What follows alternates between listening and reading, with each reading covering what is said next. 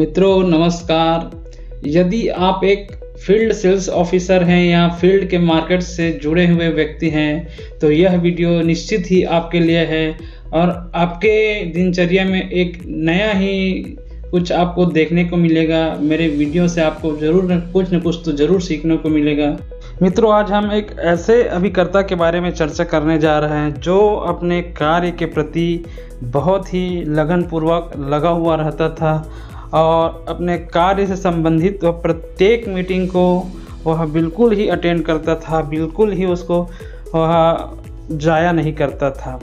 तो आप लोग को एक चीज़ बताना मैं चाहता हूँ कि जब कभी भी आपके सीनियर या आपके गुरुजन या आपके जो शाखा के मुख्य जो हैं आपको कभी भी मीटिंग के लिए कहीं बुलाते हैं या कहीं मीटिंग के लिए आपको प्रेरित करते हैं तो आप उस मीटिंग को ज़रूर ही अटेंड करिए, क्योंकि मीटिंग ट्रेनिंग जो है उसके बगैर व्यक्ति अधूरा ही होता है और बिना ट्रेनिंग या बिना मीटिंग के व्यक्ति कभी भी आगे नहीं बढ़ सकता है। मित्रों, शाखा की मीटिंग अर्थात बैठकों में भी आपकी उपस्थिति बहुत ही अनिवार्य और महत्वपूर्ण होती है।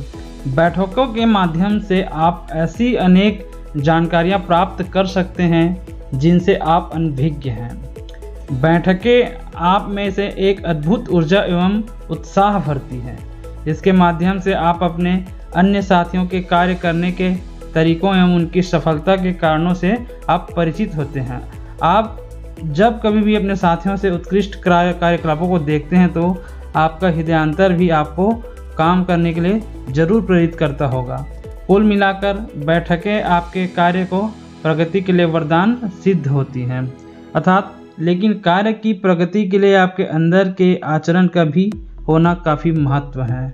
आपको प्रतिदिन विभिन्न प्रकार की आदतों वाले लोगों से मिलते होंगे। जिस किसी का व्यवहार आपको बहुत अच्छा लगता होगा तो किसी का बहुत खराब भी लगता होगा, लेकिन काम तो आपको सभी से लेना चाहिए। बीमा तो आपको सभी का करना है। ऐसे समय में आवश्यकता है अपने आप को बदलने की। मेरा मतलब अपने व्यवहार को बदलने की नहीं, क्योंकि दूसरों के व्यवहार को बदलना अपने हाथ में नहीं है, लेकिन हम स्वयं को तो ज़रूर बदल सकते हैं।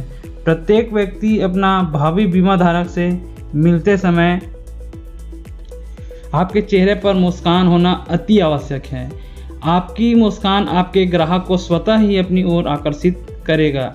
अपने बीमा धारक की बातों की प्रशंसा करना भी बहुत ही आवश्यक है। यदि आपके विचारों की प्रशंसा करते हैं तो वह निश्चय ही आपसे खुलकर बात करना चाहेगा, लेकिन यदि आपने उसकी बात काट कर अपनी बात थोपने का प्रयास किया तो फिर बहस शुरू हो जाएगी। इस बहस के परिणाम स्वरूप आप बीमा तो कर नहीं पाएंगे वरन आपके इस ग्राहक को भी आप कहीं ना कहीं खो देंगे। आप बजाय ज़्यादा और फालतू बातें करने के केवल आवश्यक बातें करें। अपने सामने वाले के विचारों को ज़्यादा सुनें और उसमें सहमति व्यक्त करके अपनी बात ज़रूर रखें। जब आप उसकी बात पर सहमति व्यक्त करेंगे तो वह आपकी बातों पर पूरी तरह से ध्यान देगा। आपका स्वभाव बहुत नम्र और निर्मल होना चाहिए। ध्यान रखिए, आपका व्यक्तित्व आपकी बातों और विचारों से ही झलकता है। मित्रों, अच्छा और व्यवहार कुशल व्यक्ति वही होता है जो अपनी प्रशंसा का भूखा नहीं होता है और अपनी आलोचना होने पर भी गुस्सा या निराशा नहीं होता है।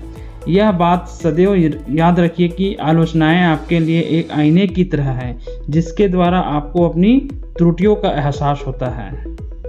आपको इसी में नेल्सन जी का एक उनका विचार मैं आपको बताना चाहूँगा। जीवन में सफलता का श्रेय सदा अपने कार्य पर समय से 15 मिनट पूर्व पहुंचना ज़्यादा उचित होता है। यह कथन नेल्सन जी का है।